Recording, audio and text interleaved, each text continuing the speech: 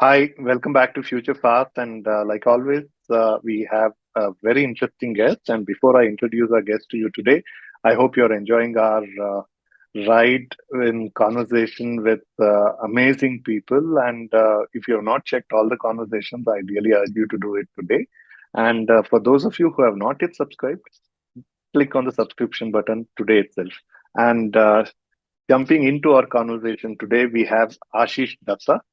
He's an entrepreneur in the technology space and a prolific author. And we hope to see more of it coming now that he's got an exclusive book, if I can say so.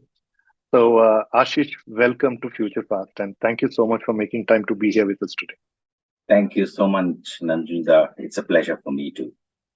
So, Ashish, can you share your journey uh, and to become an entrepreneur? What led you to? We'll get to your author's journey later, but maybe first it would be nice to understand your journey for us and for our audience and listeners. I think, Nanjunda, it's like this that entrepreneurs become entrepreneurs not for one reason, but a variety of reasons from a variety of situations.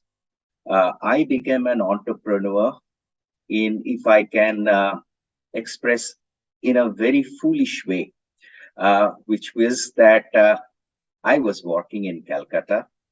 I had a decent apartment. I had a car, family, a kid just born. And that was certainly not the time when people think I will leave everything and come and settle in a city where I did not know, believe me, a single person. Okay. So uh, I think it's the bug that bites you to do something. So I left a cushy job, work.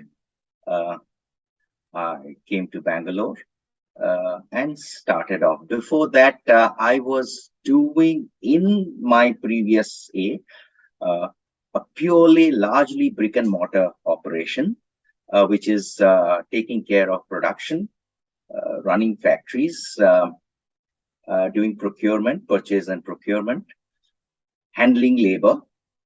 Uh, Mind you, handling labor in West Bengal, uh, also in Bihar and UP. Okay. So, and then I thought that I should do software because I started doing digitization where I was working. And Okay. from there to another company in digitization. And I thought that this is a space I can be whole time. Uh, Instead of digitization as a sub process of production and procurement, I'll do digitization whole time and took the leap of faith, uh, came to Bangalore, and here I am. Well, what was the trigger? What was the trigger to? I mean, this is a not a small move, right? I mean, this is a No, significant no, move. that's what I said. For anybody, I mean, if it is happening to your younger brother, to your son or your nephew, you would say, don't do this. I mean, why do you do this? But I have done that. Uh, as I said, uh, deep down, I think somewhere, some kind of a call, some kind of a dissatisfaction, which is the negative part, and some kind of a call, which is the positive part. And both work together uh, to take this kind of leap of faith. Since you asked this, Nanjunda, I'll give you a small anecdote. Uh, when I came to Bangalore in the early days, I had the opportunity. We were in Electronic City, and we were in the software technology park. And the director of the park, he treated us as his young guys trying to do something, trying to get a feat with their new businesses, and say. And one day he said, "Hey guys, come over. Mr. Naran Murthy is coming." So being over there, uh, and it was a makeshift hall.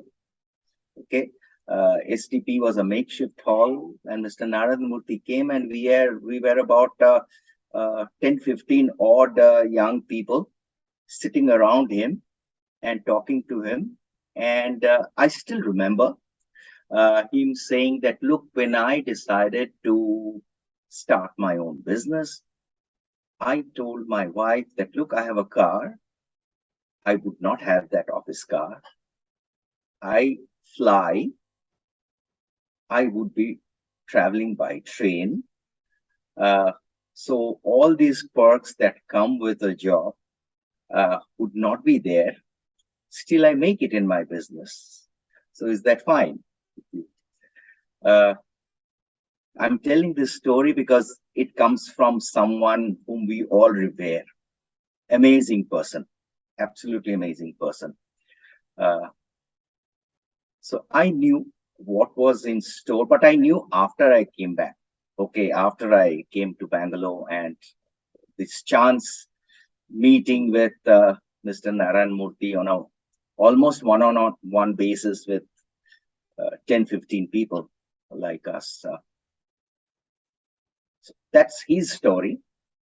I mean, what beat him to become an entrepreneur? Because he was very well established in his own profession when he came over here. So somewhere, both the dissatisfaction with your current status, okay, dissatisfaction may be a very strong euphemism, but somewhere deep down there is a lack of satisfaction, and then somewhere there's a call to do something, and both together work in tandem to make things happen that way.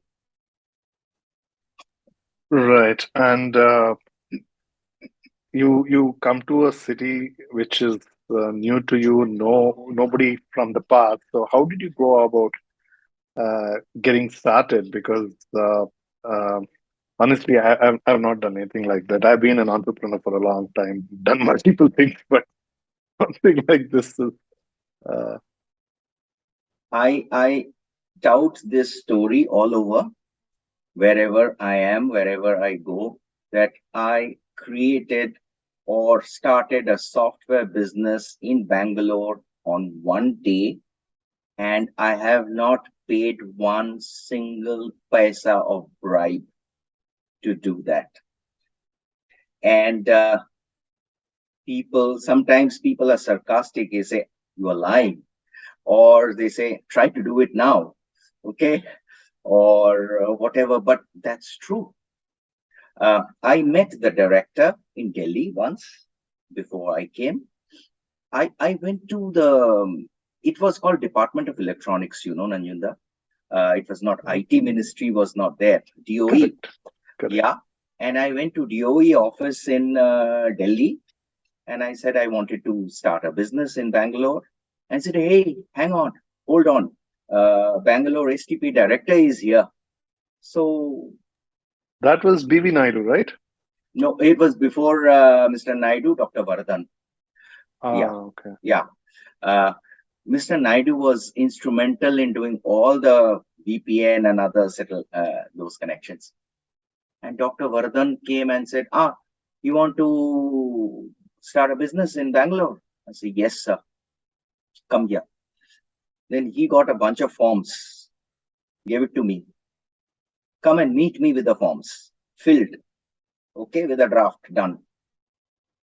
And there I land in Bangalore with the forms, with a draft, gave it to him in an office. It's a very Spartan office, okay. And he called his assistant and said, say, Acha, which are the places which are vacant? Go and see and come back and tell me. So I went 3, 4 places he showed in the STP which were vacant. He came back, told me. I said, I want this one. I said, okay, this one. And then I asked, so sir, when can we start? And he said, that's what I'm asking you. When are you going to start? I said, when can we start? He said, you can start at this moment. Okay. Right. I think the story of software in India is embedded in this, that India enabled anybody to start a software business anytime without any hassle. There was a simple process: fill up a form, maybe 3-page form, give a draft, enrolled, start off. No questions asked. Yeah. And I remember in STP, we met Dr. N. Vittal. We used to call Vittal is vital for STP. And he said something to, again, this bunch of young people. He said that, look, when Michelangelo he created David, and people asked, how did you create David out of a block of stone? And he said, David was already there in the stone. I only chipped off that part of the stone, which is not David. Okay. And Vittal said, my job as DOE secretary is precisely that, is to chip off all the laws, all the regulations, all the things which are absolutely unnecessary, and make it simple for people to come and start doing their business. Perhaps they're still far from doing it, but but he was clearly a visionary. But tell you what, Nanjunda, I've experienced that firsthand. So this is not a theoretical thing that a business cannot be started in India and without paying a single penny of extra. That's true. I think today, other day, I was having a guest. She's from Europe, and she was telling me that she was in India and she wanted to do something, and she met some government officials, and they were expecting her to give money, and she was talking about solving a problem locally, and the government agencies are expecting her to pay. So, which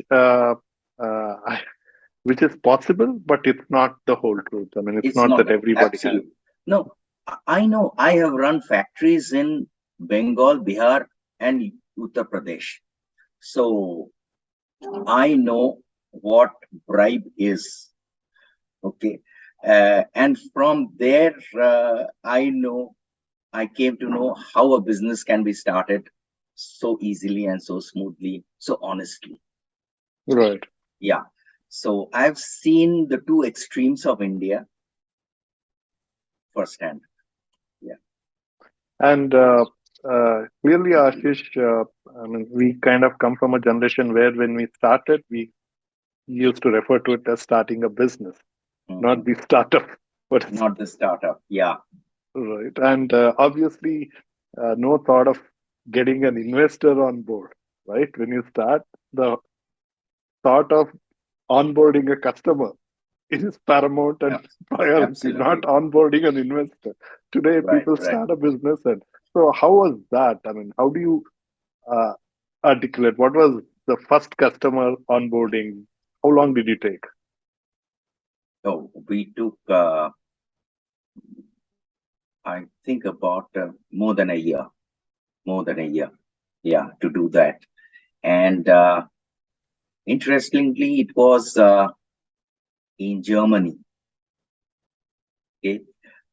We started doing a small project for the customer. And then we got another customer in Germany. Germany was a struggle at that point of time. And then when we moved to US, we found we could show Germany as more of a calling card in US, and we grew in US, and we immediately saw that this is the place where we can grow. Okay. So we established our own company in the US. It's a INC that is incorporated in the state of New York. By the way, incorporating in New York was not very smart because New York is higher taxed. We Right. are under higher tax regime than a Delaware company or some of the other companies. But nevertheless, yeah, uh, that's there. Yeah. Right. And thereafter, we say that uh, we don't need to go to any amusement park because a small software company is always on a roller coaster. So we have roller coaster built in into our lives. We don't have to go to an amusement park to ride on a roller coaster. Right. Right. So true. Uh, uh, See, today bootstrap seems like very fancy, but those days that was the norm. But did you ever raise money? Was there a intention to raising fund?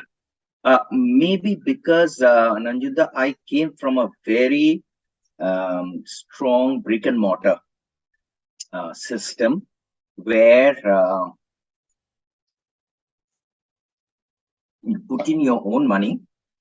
There are some other investors, private investors, who had a trust on me and they put in. They are still on board of the company. Okay. And the whole idea was actually year on year, you should give us profit. Okay. Unlike another business model, I'm not being judgmental over here, Nandita. I'm not saying this is right, that is wrong. No way. Right. Okay. Right.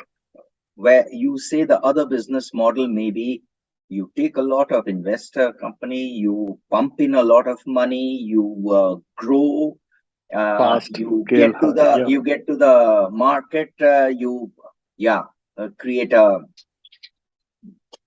uh, valuation for your company.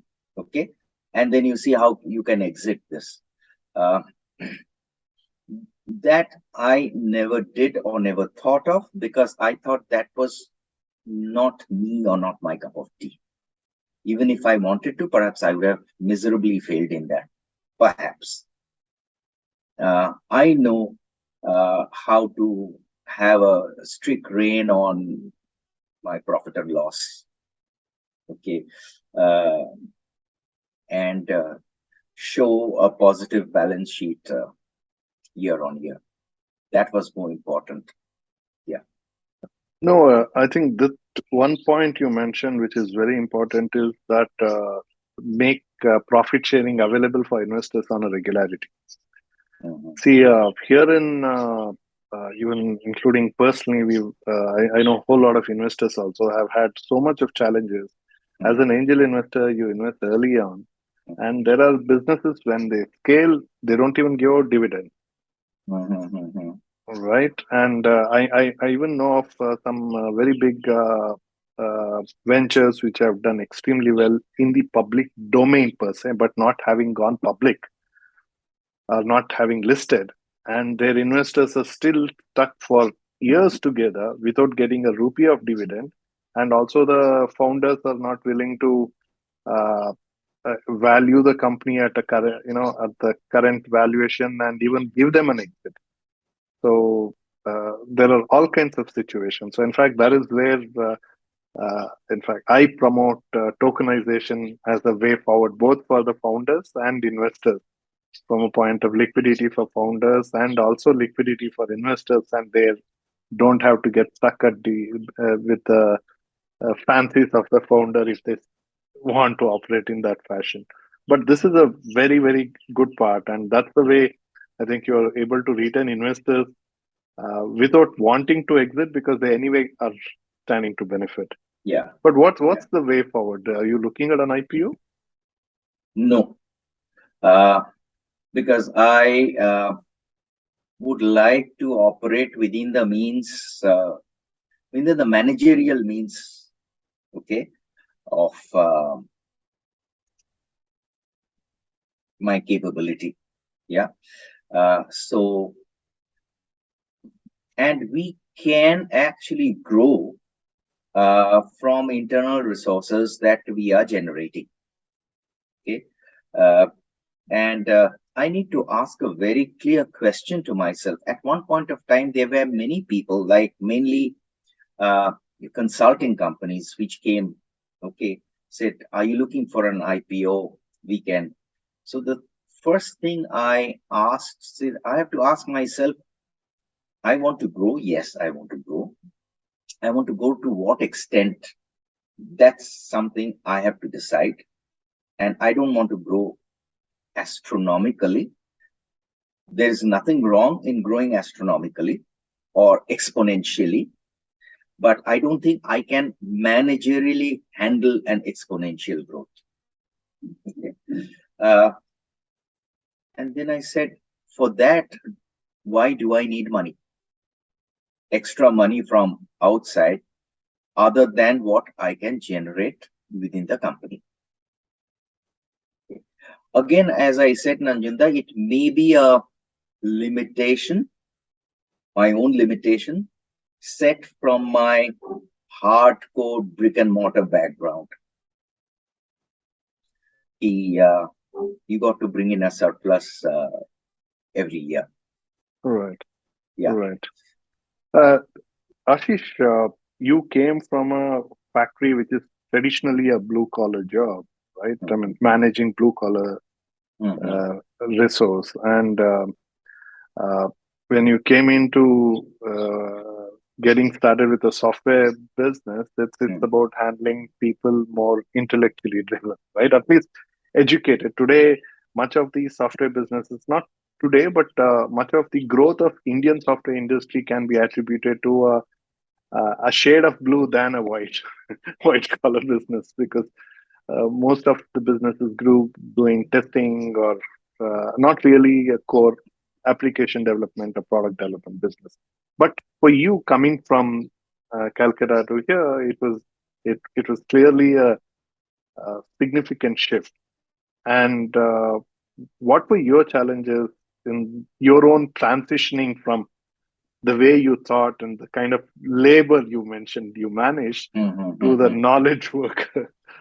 So how was that transition? Yeah, very interesting question. I did struggle, but I was very clear that I have to learn a lot. And I could see people around me who came into software business. They were working in large companies already, so they came transition from there to here.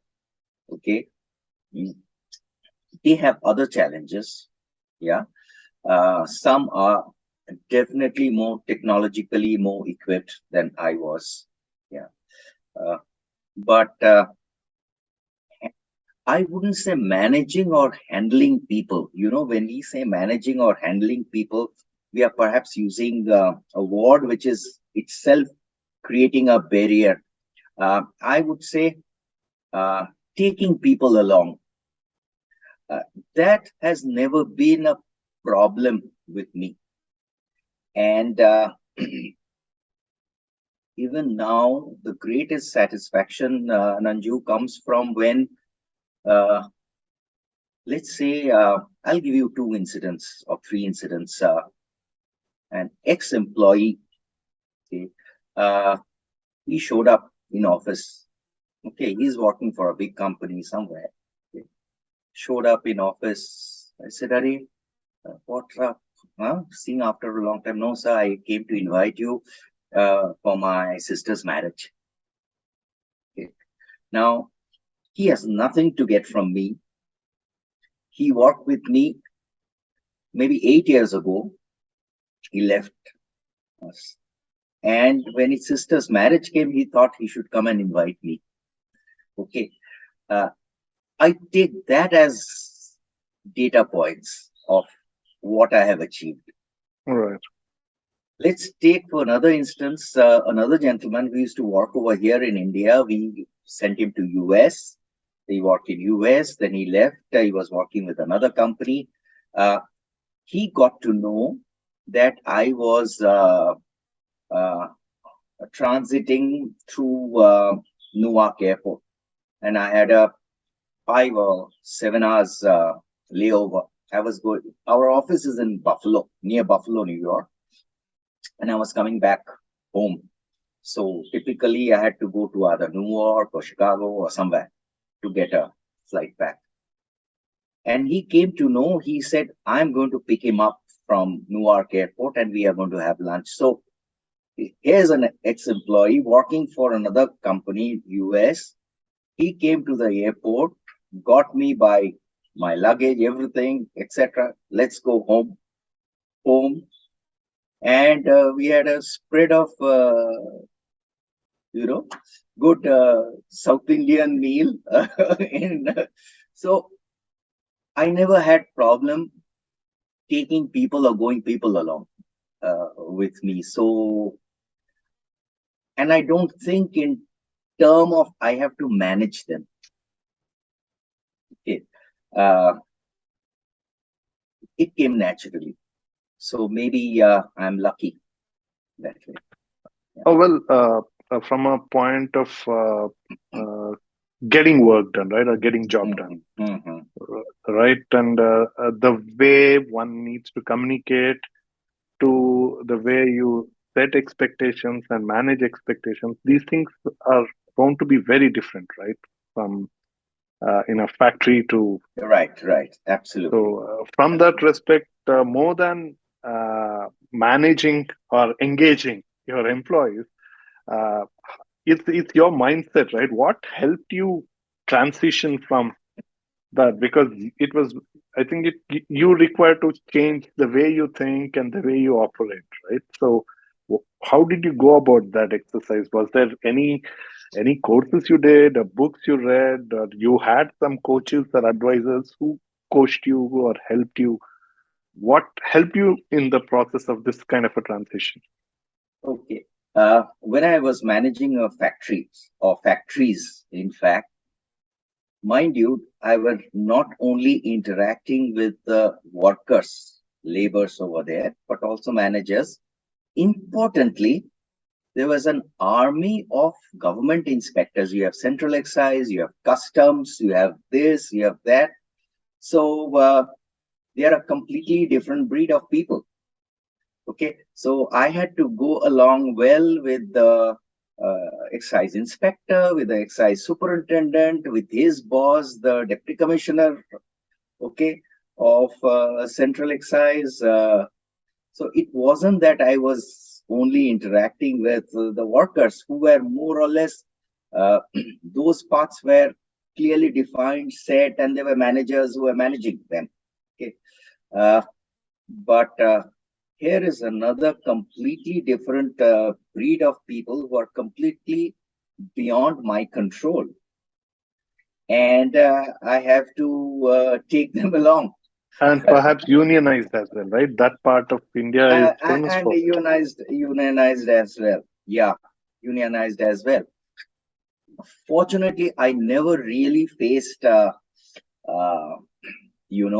the wrath of union.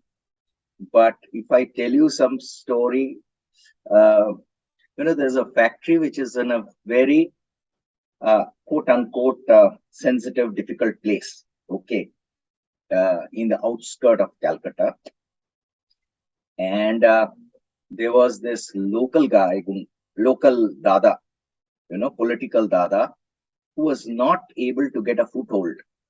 Okay, in the union and other things.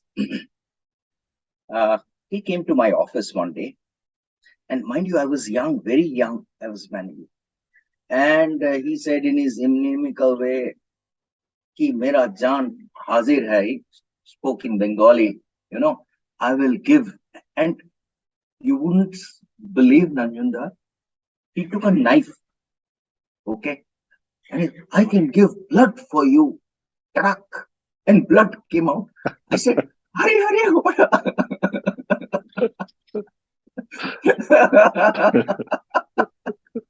So, Really dramatic. so I had to manage these kind of people as well. Managing our workers was better because on a people front, I think treating a human as human is extremely important. There is no substitute for that. And once you treat a human as human, somewhere, you know, you would get that back to you.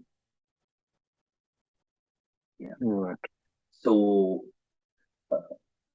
and when I get into their story, okay, uh, there was a guy who was a darwan in a factory. He came, he said, रुपया चाहिए साहब. I said, क्यों, क्या हुआ? ना पिताजी गुजर गए, father died, had to go. He's from Bihar, in an impoverished place in Bihar. Okay, and many Darwans are from that people, many workers. So loan चाहिए, तो ठीक है, loan दे देंगे. So I gave him loan. And then after about a month, he came back. When he came back, this fellow was a stout guy, you know, and with a moosh and other things. He came back as if he was starved for 1 month. He was absolutely dry and crumbling, and he came. And I still remember telling, Hare Ram Shankar, ye kya ho gaya? Kya hua? And he stood like this. Both कर्ज हो गया साहब. I took a lot of debt.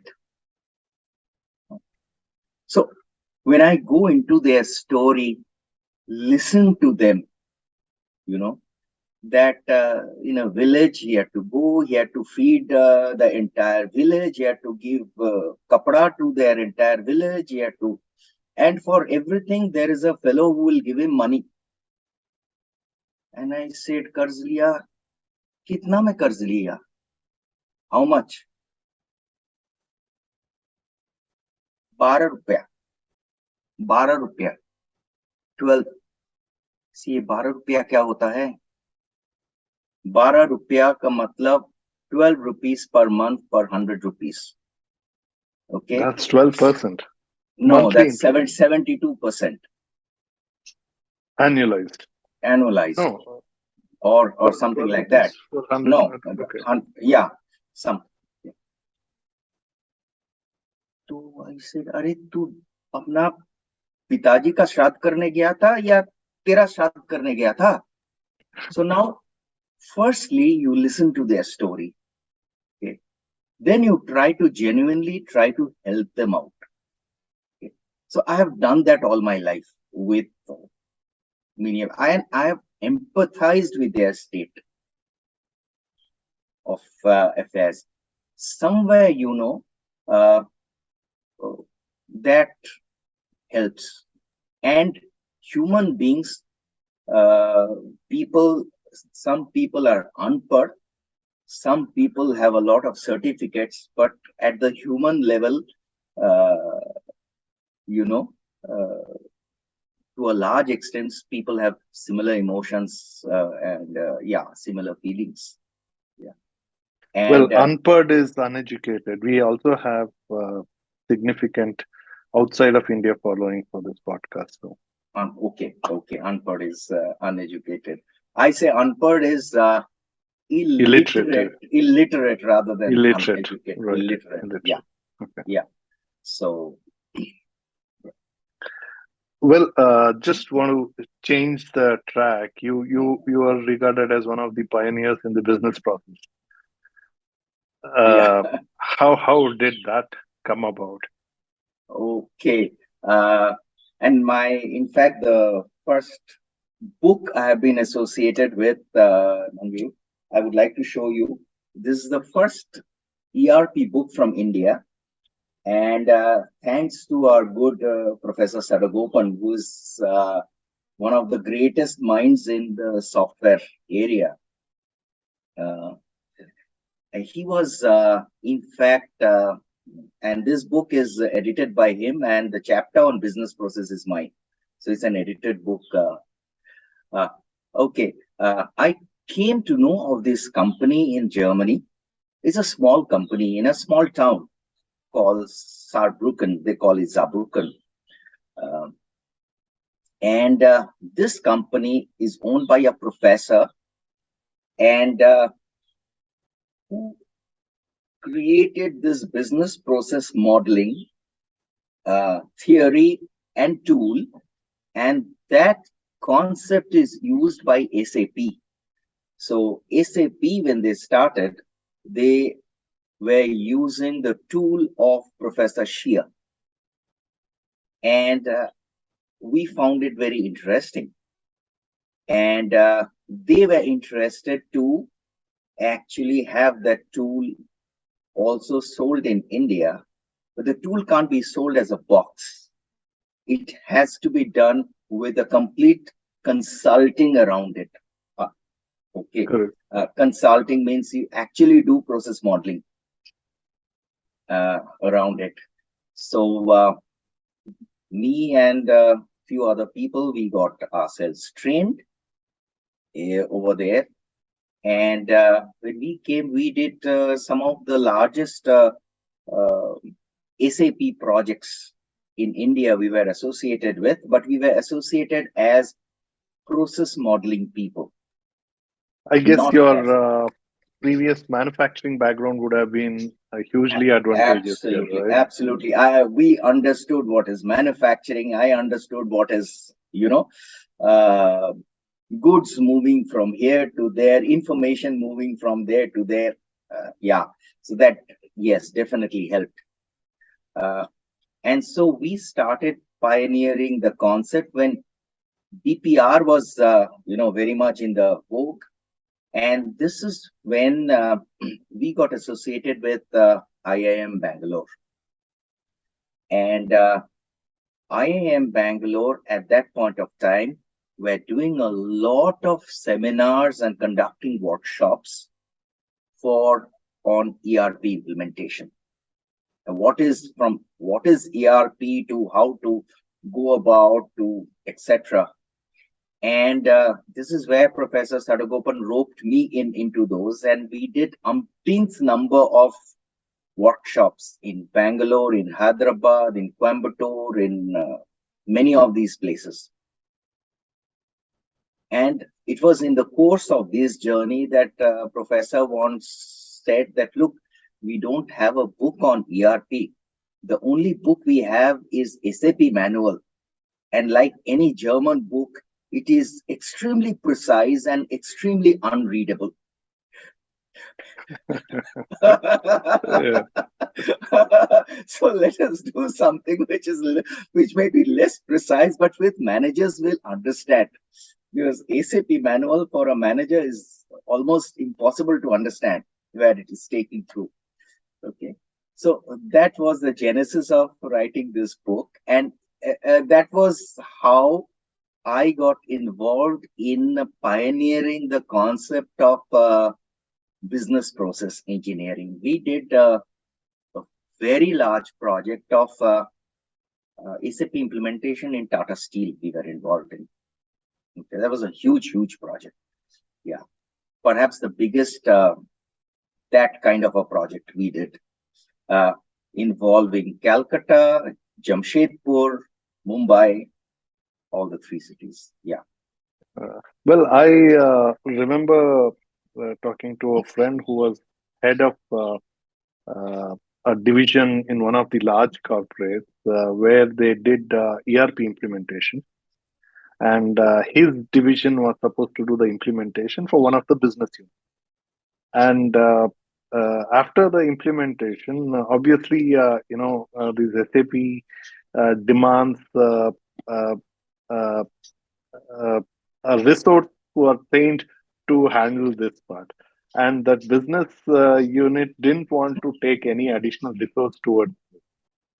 And this division's budget was only to do the implementation. So they cannot be taking over the resource for that business unit. If it so happens, then every business unit will expect them to be managing it, and which they were not keen or equipped to do. So effectively, he was telling me that almost $5 million worth of investment was never really actually realized because the business had refused to take additional costs. They said, "This is an IT expense, you do it." So, and time and again, I've seen such things. In fact, my company was building some solution to another large insurance company. There's a head of marketing. saw the demo, liked it, wanted to engage us. Then our business proposal got stuck because the head of IT was saying that this is your budget, and Mhm. marketing is saying that this is has to be a corporate budget.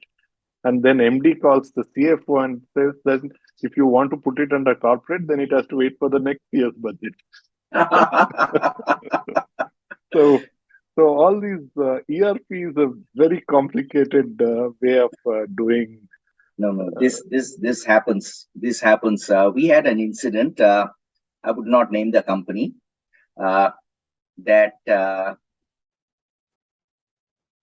they wanted to implement SAP, but before that, they got their process completely documented through another consulting company. Big, all are big companies. And then another ERP implementer came, and they implemented something. Okay. And now these two, one is a documentation, big fat documentation of processes, and the ERP implementation, they were not mapped. Okay. At that point of time, they went to another to this documentation company, and they said, what do? We have your documentation, which is the excellent documentation, and we have this ERP already kind of done. The better part of SAP is done, and they are not matching. They are not mapped. So this consulting company said, there is a tiny company in Bangalore who can help you out. And that's how they came to us. He said, what do you do? So you take that documentation and create process models, okay, which SAP can understand and can adapt.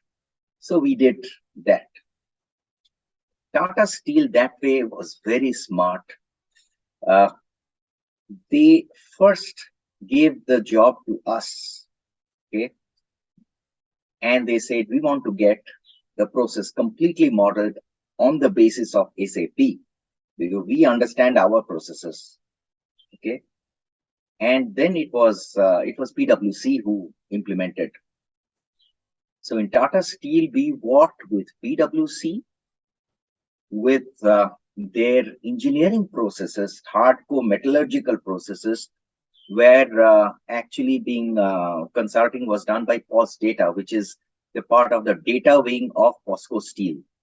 POSCO, the South Korean company, they were the largest steel manufacturer at one point of time. right, right. It's the same POSCO. Yeah. So we worked with PwC, we worked with POSCO, and then Tata Steel, the client. So all the three. Okay. And it was a good experience where we could see how that was a best case scenario where all the three were actually talking to each other and trying to see that everybody does a good job. Well, Yeah, that's a dream alignment. absolutely, absolutely. And perhaps that was because of the maturity of the Tatas. So I do understand the relevance of business process, but with all the technology development, how do you see it your business and the business process uh, management products and ERP tools? Because I personally also believe that the world's going more towards distributed models, and in fact, I'm very happy and excited that in US, some of the big names in the management talking about stakeholder economy, which I talk about it as distributed economy model here. So, given these things, how do you see the relevance of this going forward?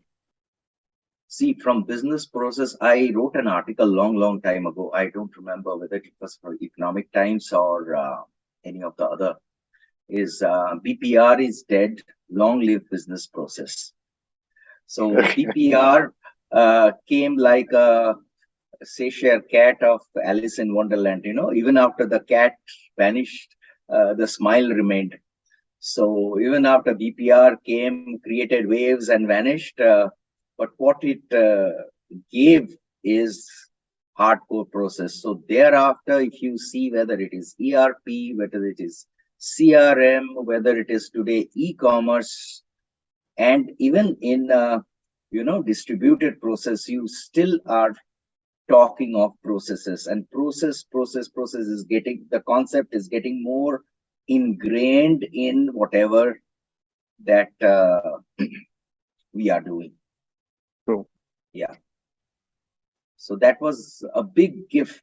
And I know because we worked with one ERP company who were transitioning their ERP from a transaction based product to process based product. Oh, interesting. Yeah. Okay. So, just before we close on this, in terms of, are there books or podcasts that you follow, which personally that you follow, which kind of help you from point of being relevant in the way things are changing, even from a point of managing your business to keep up with your uh, multiple interests? Yeah, I love reading books, and I still feel there is no uh, substitute for reading books. But you can only read this many books, okay, in a month. So I got to fall back on podcasts, on write-ups, on writings of what is happening. One good source is, in fact, our good old Professor Sadagopan. He keeps in his LinkedIn. By the way, it is for your listeners, uh, of what is happening in IT. Okay. And he gives absolutely cutting edge, latest things happening. So I keep a very close tab on what the professor is saying, because he's at the cutting edge all the time in terms of at least information of what is happening. Yeah. So Wonderful. he's a big source for me.